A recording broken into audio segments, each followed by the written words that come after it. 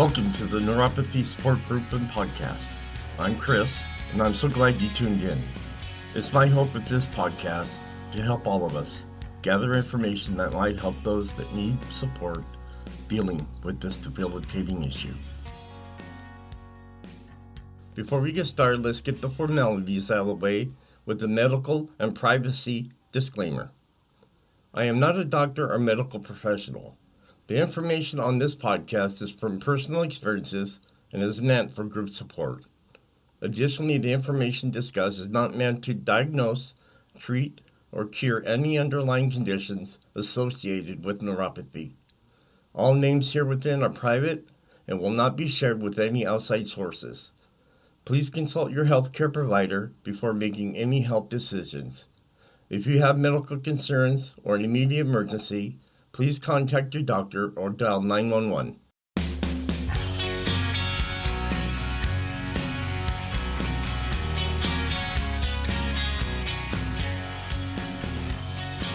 Welcome to the Neuropathy Support Group and Podcast.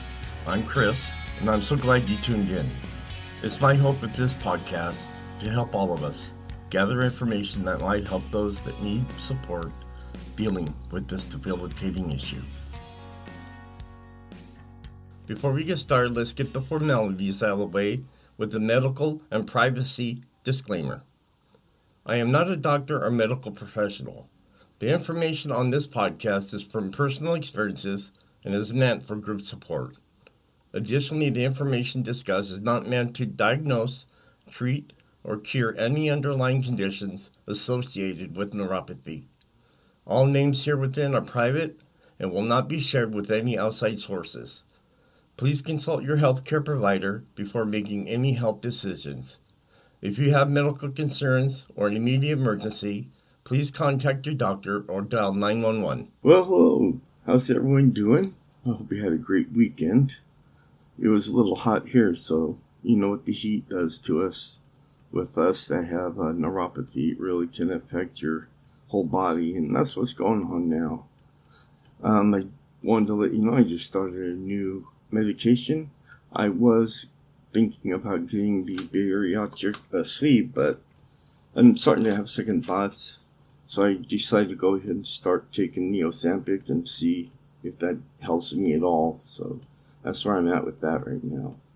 But hey, today I've got a good topic for all of us. It's about fibromyalgia, and it's called 10 Myths and Facts About Fibromyalgia. Fibromyalgia is a chronic disorder of the central nervous system that involves pain throughout the body as well as fatigue. Everyone who has fibromyalgia experiences it differently, which is one reason misunderstandings and myths often surround this condition. Knowing the facts about fibromyalgia and being able to separate them from myths is essential to making the best choices to control your symptoms. So number one myth, it isn't a real disorder. For people who experience the pain and other symptoms associated with fibromyalgia, the disorder is all too real. The condition causes chronic, widespread muscle pain.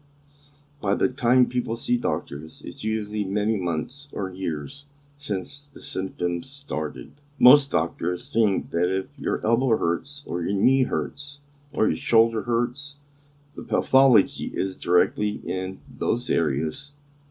In fibromyalgia, that doesn't work. The pain actually is coming from the brain. This misunderstanding of the origins of pain is one of the reasons it's very controversial and was for a long time kind of poo-pooed as it's all in your head. Myth number 2. Fibromyalgia is a catch-all diagnosis. Fibromyalgia has specific diagnostic criteria developed by the American College of Rheumatology. Many people are under the impression that fibromyalgia is a catch-all or fallback diagnosis because there isn't any single test or obvious symptom used to diagnose it. There is very little to see on a physical exam. According to the ACR, fibromyalgia is diagnosed based on the following factors: multiple painful areas of the body on both sides, above and below the waist, additional symptoms like fatigue, poor sleep, and difficulty thinking or concentrating, symptoms that last for at least 3 months, and no other apparent cause of these symptoms. Myth number 3. Fibromyalgia only affects women, and this is what I thought. Between 75 and 90% of the people diagnosed with this disorder are women, according to the National Fibromyalgia Association.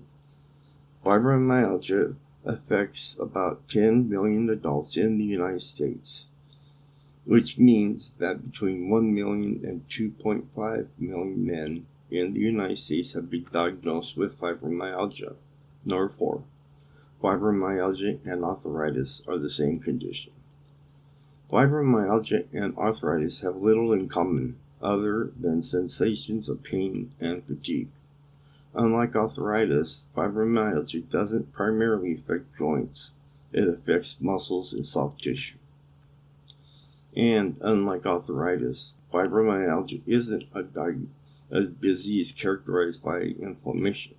In fact, markers of the inflammation tend to be normal.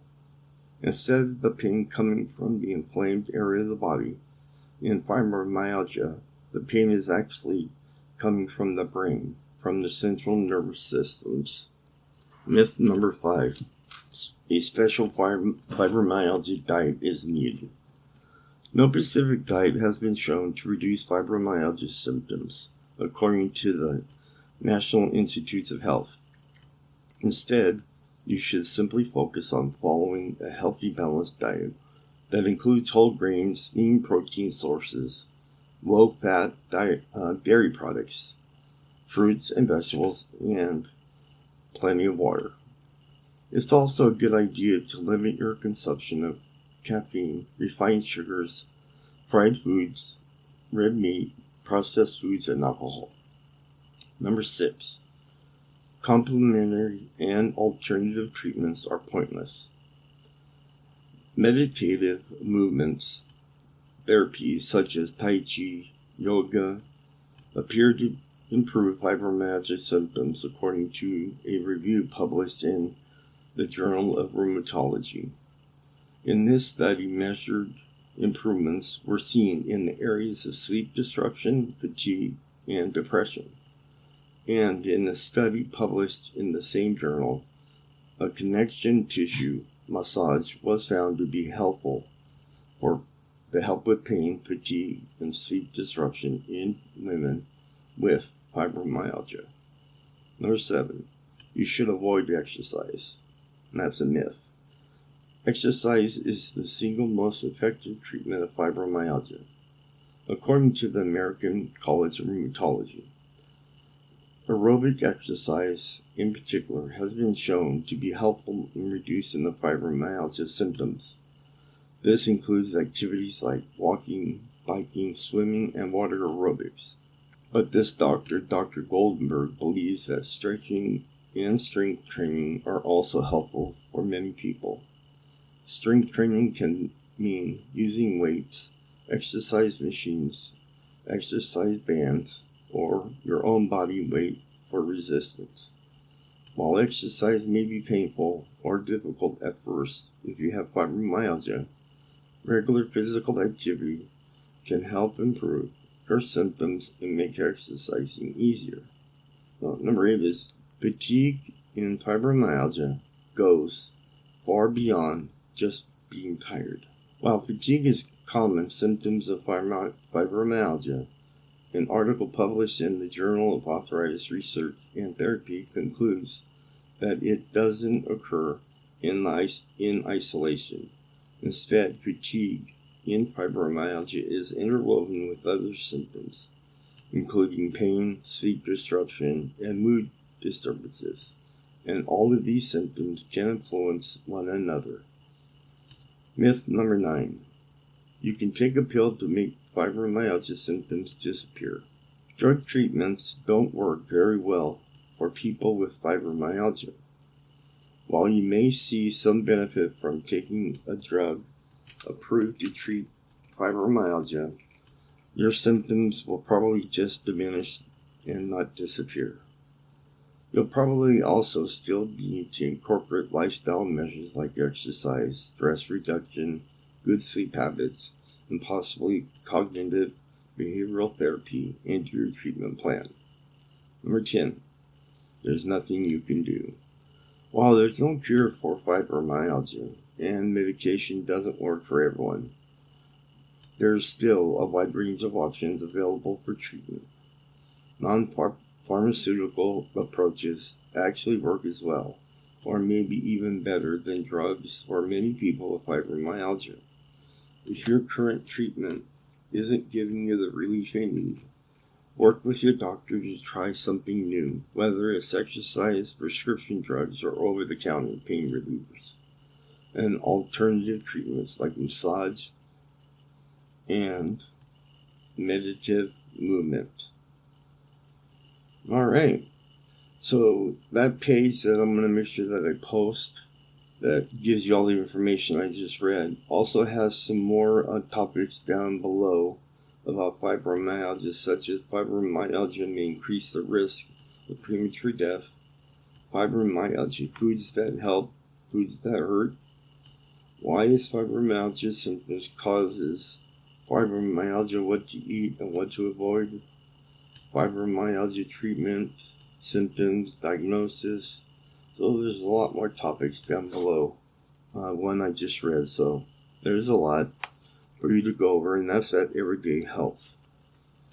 So, but I'm going to make sure that I post it for all of you, so you're able to just go right to that website, and that'll help you get there. But that's it for this week. Thank you very much. I appreciate you all being here. If any way or any how you can help with support of this podcast, it'd be greatly appreciated very much. I will talk to you guys next week. Bye. As we come to a close, it's my hope this podcast and other sources, such as product reviews that I have discussed today, can better our lives and give us some relief dealing with neuropathy. This episode plus others are posted every Monday on Facebook, Twitter, Instagram, iTunes, Spotify, and Stitcher. And finally, whatever life throws at you, even if it hurts you, just be strong and fight through it.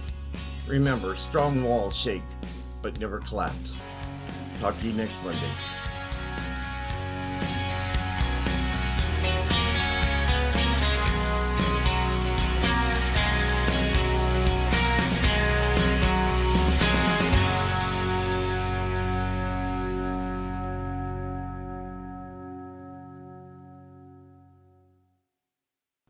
As we come to a close, it's my hope this podcast and other sources, such as product reviews that I have discussed today, can better our lives and give us some relief dealing with neuropathy. This episode plus others are posted every Monday on Facebook, Twitter, Instagram, iTunes, Spotify, and Stitcher. And finally, whatever life throws at you, even if it hurts you, just be strong and fight through it. Remember, strong walls shake, but never collapse. Talk to you next Monday.